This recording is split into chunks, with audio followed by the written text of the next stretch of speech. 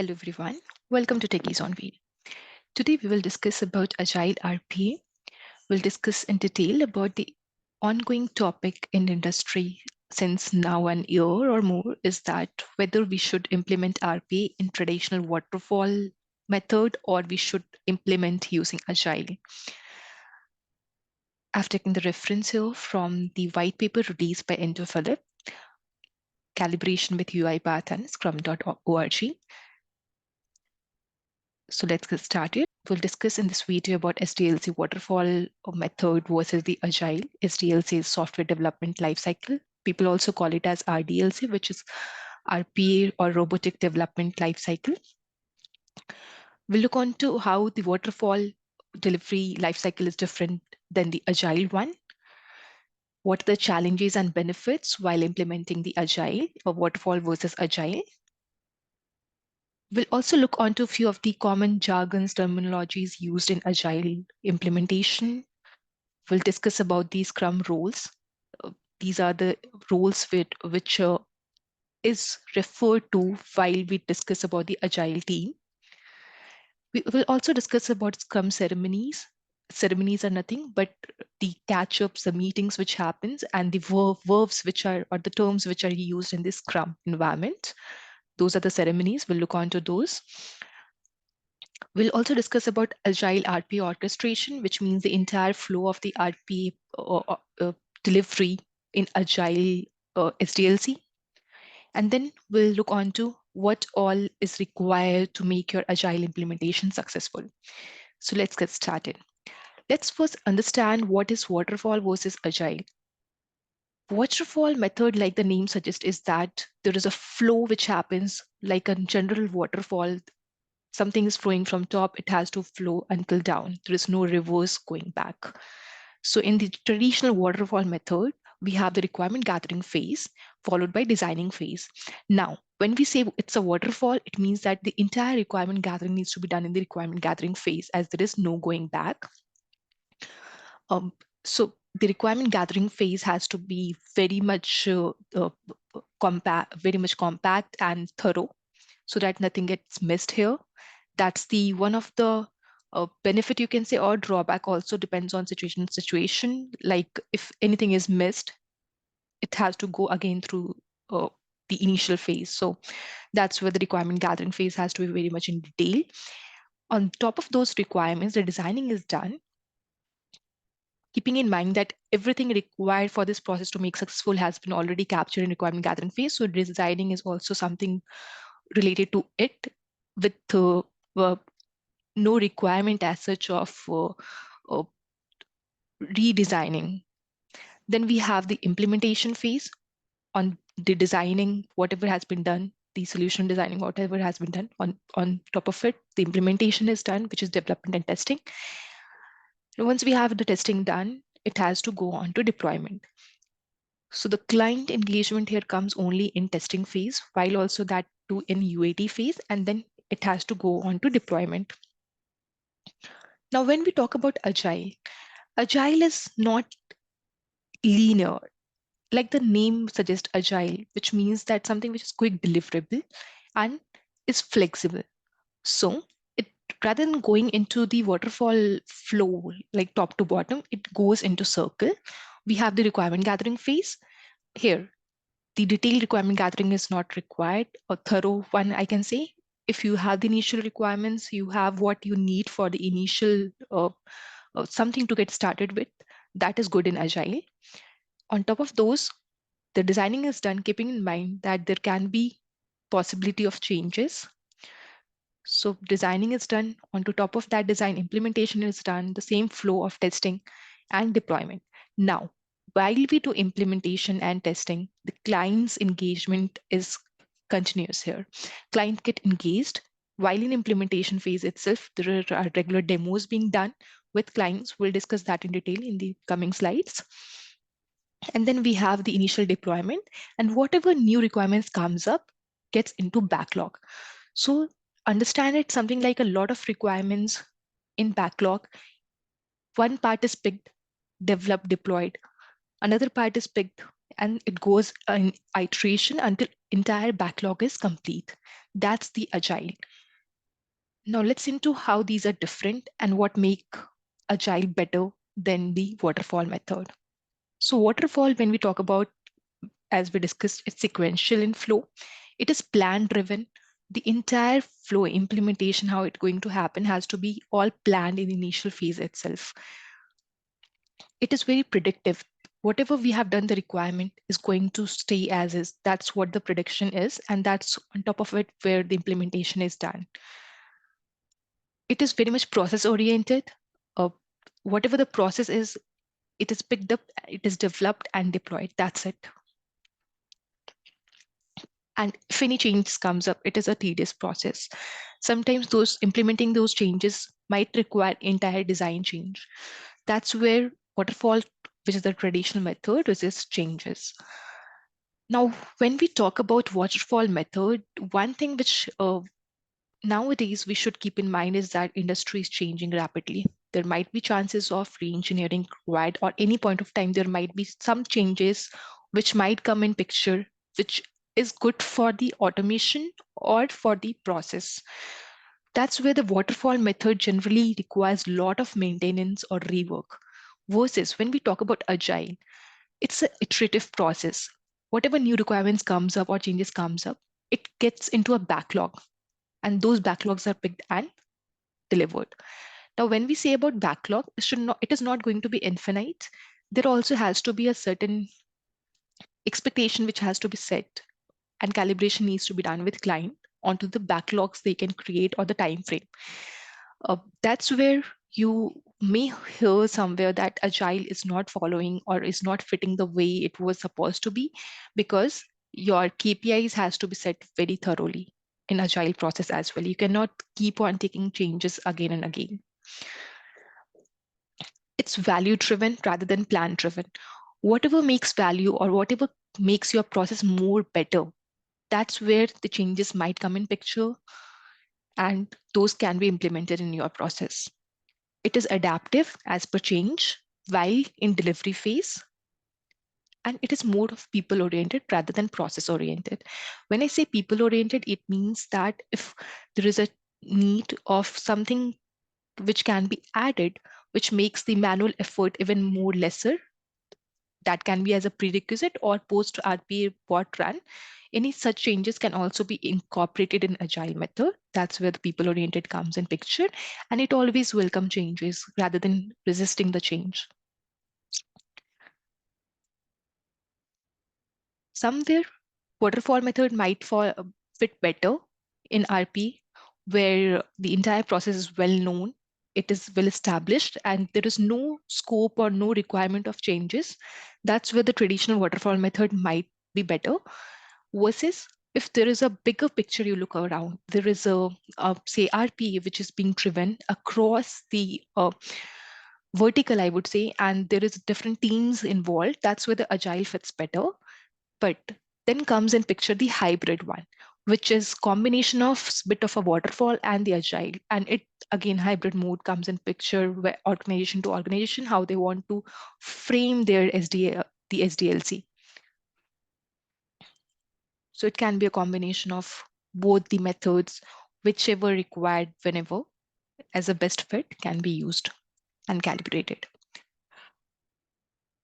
Now let's look on to how these are all different and what happens when we talk about waterfall versus agile. When we talk about predictability, waterfall is very much predictable, right? And the expectations while doing automation is that whatever requirement we have captured, a developer has to develop the same process. The expectation is that there is not going to be any changes, and it is going to be a smooth delivery. That's where if you see the point A to B, it is a straight linear line. However, when we talk about the reality, the experience is that when we start automation, there comes a lot of challenges in terms of your, say, UI or the application of the data, or uh, or the while implementing the rules. There are a lot of things which comes in picture, a lot of unfold uh, lines, I would say, which comes in picture in reality versus what was expected. That's where the experience is not a linear line. many might agree that while you design the PDD, you write all the steps, then while the developers develop the process, or while you go through the more detailing of it, in reality, while doing the automation, you get to know that there are certain more things which has to be answered. Like if A happens, you have to do B. But what if A does not happen? You have, okay, might be PDD include that if this doesn't have A doesn't happen, you have to do C. But what if A happens, but then there is another screen which comes in picture, or there's some different scenario which come in picture, which is not part of PDD. So there are a number of scenarios which comes process to process. Hence, the expectation experience is very much different in RPA. Not always, but mostly. And when we talk about the business involvement in the traditional RPA implementation, business involvement in discovery phase is quite high because entire discovery is done with the help of business. The analysis phase is where the business is involved thoroughly. In designing also for approval and walkthrough, business involvement is done. However, while the developers does the development, that's where the business is not involved. It's entirely onto developers. They develop, they do their bit of SID testing, and then in UAT phase, that is where half of the testing phase you see is where the business is involved. And for the deployment also, if you see, while deploying, the business is involved. But the gap which we see here is in development phases that business is not at all involved. That's where the gap lies. Here, if you see, if the business is not involved in development phase, he or she doesn't have even clue what's being developed until unless they see the bot, the entire picture of bot running in the UAT phase. Hence, when we talk about transparency in the classic approach with value and time driven, the development phase here you see is the leap of faith. So when you see here, the leap of faith, this is the development phase where the business is not at all involved. While when we talk about the testing phase, this is where the business comes in picture, does the testing, and if any changes or anything which the business finds it as deviating from what was expected versus developed, the rework is quite high. And when you see the risk of failure, that's where if any changes comes up, this is the risk of failure. It goes down entirely. So risk of failure is quite high versus the rework is also quite more. Versus when we talk about the agile approach, even in this development phase, if you see here, the business involvement is quite often part of what is developed, demoed to the client.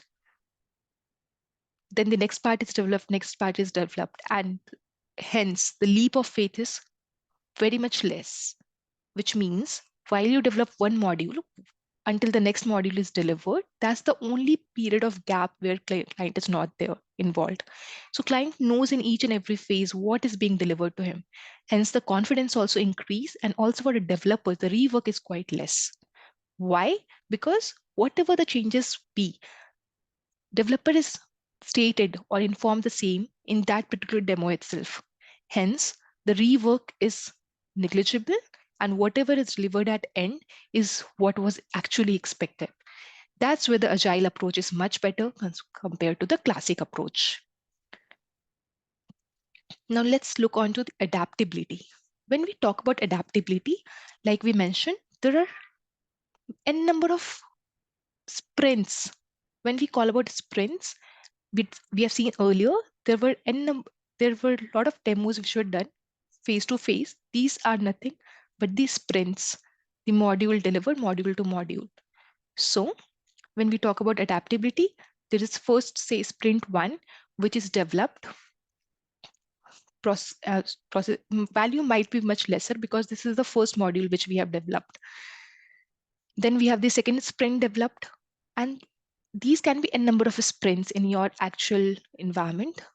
These are the pre-production until and unless the minimal viable robot is delivered, which means the robot which has the minimum capability of giving some benefits to the client out of it.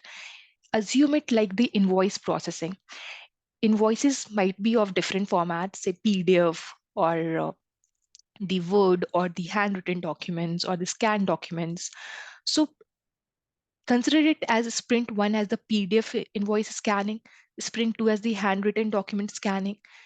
At least if these two makes a bit of, say, it covers 15% of the entire invoice processing volume, it is beneficial for a customer. So you can deploy that particular minimal viable robot into production or pre-production for their processing and testing. And then you can pick the other formats in sprint 3, 4, 5, and you can keep on adding the formats of the invoices, whichever is required for the entire component, the process components to be delivered. That's where the adaptability is much better in the agile format, because you are not waiting for entire implementation to happen. Versus in waterfall, what would have been done is that client would not have been given any benefit of automation until all the entire process would have been developed, tested, and deployed in production. Versus in agile, whatever you develop, test, you deliver it so that client at least start getting benefit out of it. Now let's look on to segmentation. When we talk about segmentation, like we discussed, we broke the entire process into smaller subparts, which is segments. So while in pre-production deployment, the entire focus, the major focus is on knowledge area, what needs to be developed and deployed. And the client is involved here, stakeholders' values is here, at least their involvement is there, and we have a minimal viable robot delivered here with something which is beneficial for customer. And then while the other parts are developed, production deployment happens, the stakeholder still remains engaged. So we don't have to wait for the stakeholder engagement here. So the trial timing is quite much, lot of time, it's trimmed. So assume it like that. This is the point where your entire project is delivered, but then customer is not aware of what was actually developed and delivered. So they'll take another, say, 2 to 4 weeks for their testing to be done.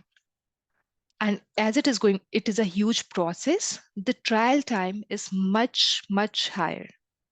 The testing time, I would say, rather, because the client has to test each and every component individually. That's where, even though the development is entirely complete, the testing is much longer. Versus in agile, whatever developed is delivered, and client start testing and suggesting changes if required be there. So the tail, which we say here, the most of the time, a lot of time is also saved while in agile delivery. And we are entirely focusing on the stakeholder value rather than the process. Now let's look on to complexity. When we talk about complexity, in the initial level, of course, until the mid of the delivery, the complexity is much higher. But you will agree that while we are reaching more and more closer to the delivery, the complexity reduces, because we would have covered, or developer would have covered, most of the scenarios already while in the initial phases of development. With each and every delivery, the changes would have been suggested and implemented by developer in all of these phases, all of these sprints. When we talk about sprints, is the delivery of each of the separate modules for the client. Versus the rework is quite less, it's getting lesser. In the waterfall approach, if you see here, client would not be engaged. So until unless the entire product is developed and delivered, developer will not get to know that what is missing and what is wrong.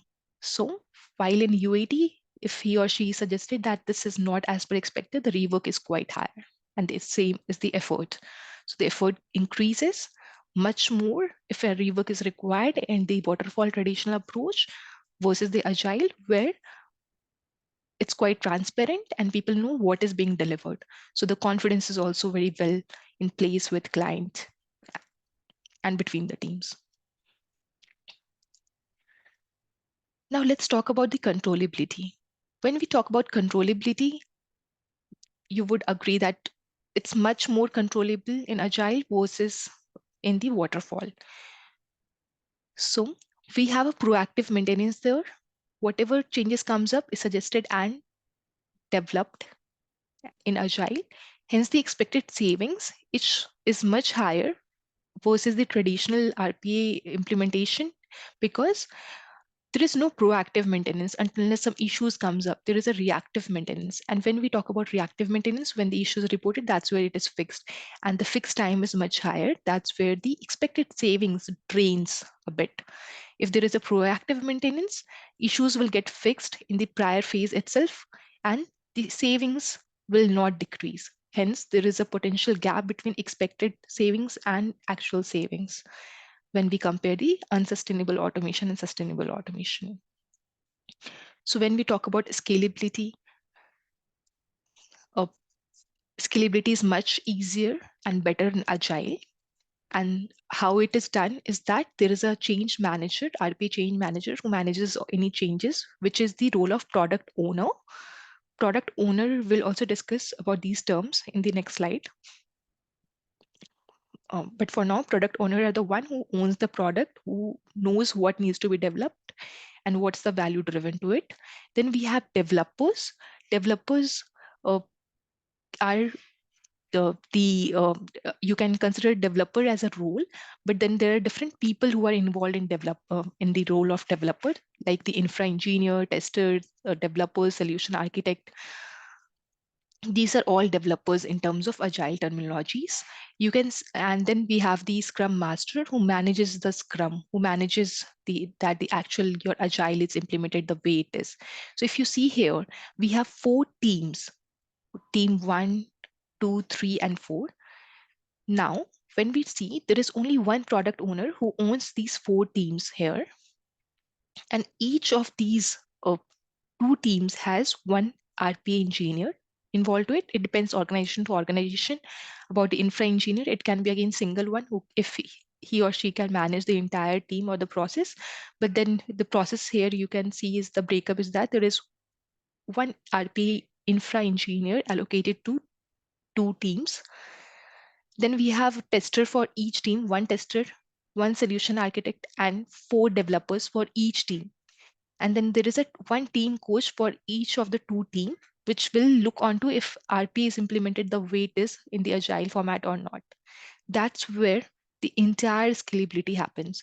If any changes comes up, if any process comes up, these teams are deployed now, rather than going on to the individual basis or developers being swapped. So this is how Agile is scalable.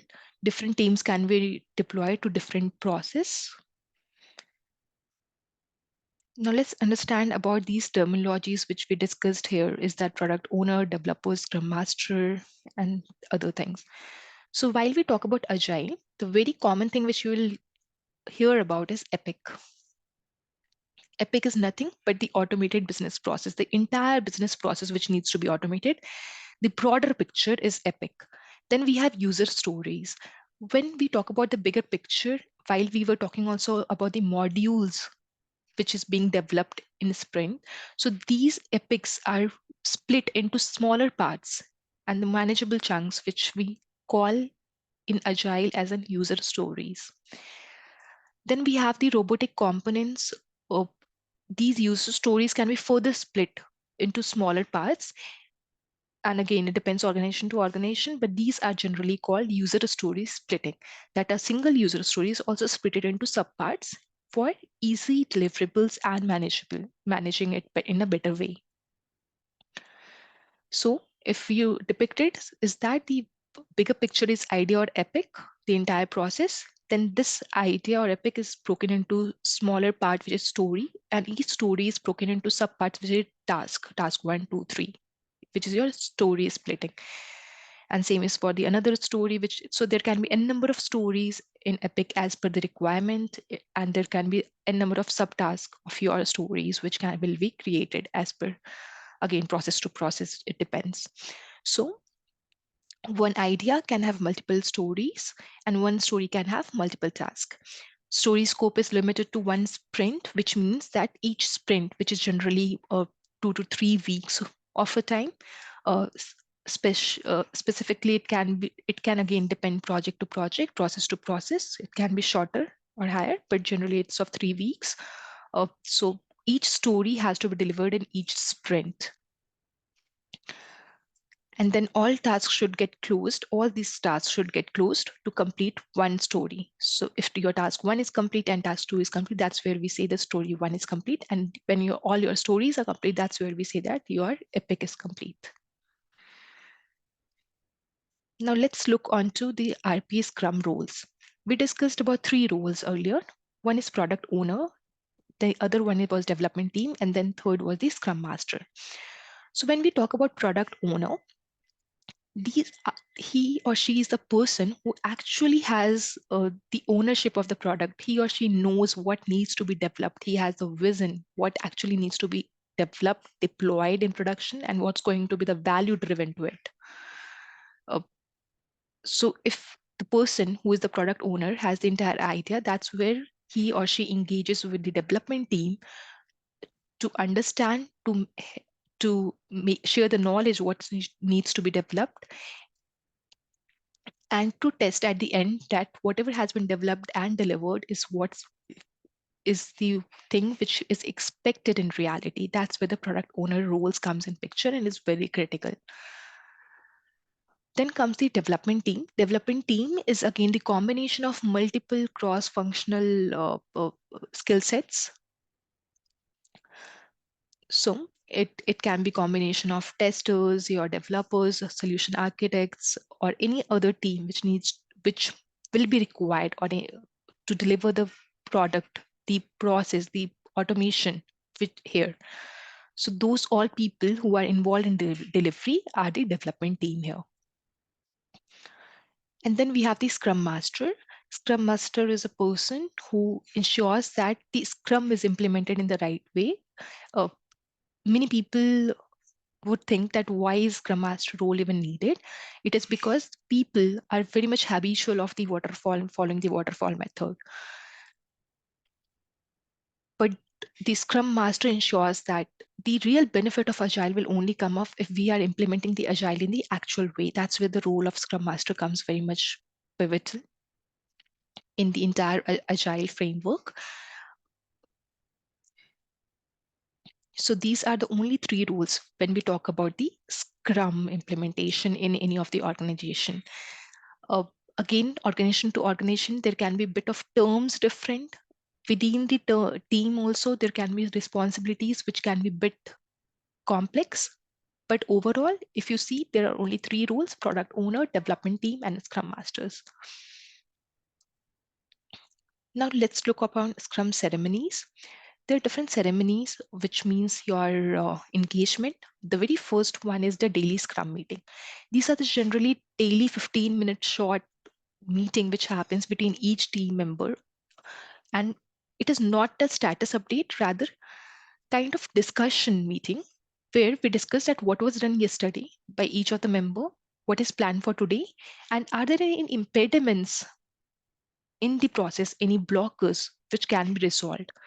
So this is something where the Scrum Master organizes this process to understand if the delivery is going on is as per expected, and if any impediments or issues or blockers can be resolved quickly. That's where the daily Scrum meetings comes very much hand in picture. Then we have the sprint. Sprint again is the generally 3 weeks iteration where a meeting is scheduled every 3 weeks to understand that whatever was broken in, the epic was broken into multiple sprints. So that particular sprint, is it being delivered as expected? And within a time, has it this been completed or not? That's where it's kind of a very important meeting where the sprint, uh, the process, the process developed is demoed and reviewed by the product owner. Then we have sprint planning. Sprint planning is nothing like, it's just that you can think of it as a normal project planning. It's the smaller part of it, I would say, where each of the sprint is planned, that how many sprints would be there in the process. It can be again of 2 parts to it. The first half where the team thinks about what are the sub items or tasks which needs to be completed. And then the second half where the product owner is available for questions. So first half, the planning is done between the developers, the team, how they are going to complete the process. And second half, if they have any queries related to it, it has to be answered by the product owner. Here, the main point is that the developers are independent. They have to think themselves within themselves, is that how they're going to deliver it. So, and whatever the process, whatever the modules comes as part of the breakup of the epic gets clocked into sprint backlog. So think of a backlog as a lot of sprints, the number of splitted sprints of the entire epic, module 1, 2, 3, 4. Each of these modules are sprints, and each sprints might be further broken into tasks. So whenever your one sprint is completed, another sprint is picked up until unless all the sprints in your backlog is cleared. Now we have the fourth one is sprint review or demo. So when we talk about sprint review or demo, that's where once your development is complete, the sprint is completed, the client, the process owners comes in picture, everyone, the entire team comes in actually picture and view your sprint, that what has been developed, what is being delivered. And if there is any gap between what is delivered or it being delivered versus what was expected, then that's where it is clearly called out there and it's there itself. And if any changes are required, it's taken in consideration and incorporated rapidly rather than waiting for the entire process or epic to be completed. Again, sprint is very much I would say vigilant about the timing, so it should not ideally be more than 4 hours. And then the last one is the sprint retrospective, which means that when your entire project is complete, your sprint is complete, rather I would say, the scrum master come in picture, and everyone attends this meeting again, including the product owner, where the team discuss about the most recent sprint, that what can be improved in the entire process. It can be functional, it can be technical, whatever be it be. The observations are shared and discussed here to make the process better and more productive. So again, ideally, these meetings should not be more than 2 hours, and it happens after each and every sprint. That's the sprint retrospective.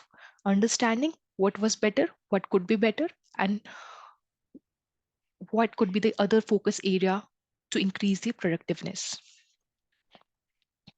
Hope these terminologies are clear now. These are the general terminologies. Wherever you discuss about Agile or Scrums, you will hear these terms, these jargons in your day-to-day uses. Now, when we are clear about all these terminologies, let's look on to the orchestration, how actually the RPA is delivered in Agile method. So very first thing comes is demand generation. Demand generation is nothing but a kind of, you can think of it as a backlog of lot of automation process where demands generated, what needs to be developed, what all automation 1, 2, 3, 4, whatever be the automation backlog is, it's where the demand of automation generated. Then we have the product backlog where the team come in picture and makes a backlog of what needs to be delivered next. Then there is a sprint planning, where the team comes in picture again and they plan what needs to be delivered in which sprint, what part of it is going to be delivered. Then we have the sprint backlog for each sprint, for each of the process automation, I would say. Again, there is a backlog which is created for that particular process. These backlogs will be picked one by one. Then we have when we pick up one backlog, say one sub part of the sprint, I would say, that's where the delivery team comes in picture. They deliver the process. We have a rigorous team sprint meetings, daily scrums, and integration team comes in picture. We have the sprint review. Once the sprint is complete, there is a sprint review, and once the sprint review is complete successfully, that's where another part is picked from this product backlog. That's what the development team does. And again, the cycle is followed. And that particular sprint, which was reviewed, if approved, it is delivered as part of Nexus robot. So your team robots get prepared here. So You pick a sprint, you plan the sprint, you further break into backlogs, picked items from each and every backlog, deliver it until your Nexus bot. And then team robots, we have this retrospection meeting, which happens around those sprint. What went well, what doesn't went well. This is the entire flow which happens until this entire of the product backlog is complete. So hope now it is much clearer and easy to understand actually how the Agile RPA orchestration happens. But when we talk about Agile, it's all about collaboration. It requires continuous delivery, like we have seen that each and every sprint goes on into delivery. There is continuous delivery, one sprint after another. Then we also require is cross-department collaboration. Each of the departments should come in picture because the Agile is much more better, I would say, when we have a bigger picture of automation. Say there are say 3 teams who works on the entire process to get completed. If we look on the automation perspective, incorporating or integrating all these 3 teams, that's where the Agile would be much more beneficial compared to working with for the single team. Then the leadership support, of course, for anything to be implemented in your organization, leadership support is of utmost importance. And then we have the continuous evangelism, which means that you have to be vocal about what automation is, how it needs to be delivered. So that spreading the awareness is of much more importance here. And then the healthy culture, people coming in support and collaborating for the successful implementation of automation in your organization. So the major 3 factors I would actually call out or would like to call out for the successful RPA initiative in any organization is the leadership support. If you want to implement Agile or any other automation methodologies, nothing can happen without the support of leadership. This is evident. And like I mentioned, a continuous evangelism, which means that you creating awareness about RPA and their benefits around it, and the corporate culture. These are the 3 factors specifically which can help increase the success rate of your RP initiative in your organization rather than without going haywire or hazy in your organization for your RP initiative. Always remember, Agile is people oriented. So the support from the people is of utmost importance. It cannot happen or cannot be beneficial until unless each and every one of the organization person comes in picture and they agree to abide by the process of agility. And like we said, that great RPA comes from great collaboration. So that's where the actual Agile would come in picture. Concluding Agile, it requires collaboration. It's about responsibility, ownership, trust, feedback, honesty, inspection, adaptation, communication. So Agile is a framework. It's not a method, or it's not say certain way that you need to do A, B, C, D, E. It's about improving, grooming yourself, or the needs of the organization. As per organization to organization, it may differ. So it can be collaboration of multiple methodologies, what fit well in your organization, in your process. It can be any framework which fits well in your Agile RPA. It can be thought through, driven in the way it is required. Hence, concluding, Agile RPA, in my view, is much better compared to the traditional waterfall method. It comes with lots of changes, certainly, but the benefits are quite tangible. So what next? In the next video, we'll discuss about another industry-leading discussions which is going on around RPA. Till then, stay healthy, stay happy, keep learning and keep growing. Thank you, everyone.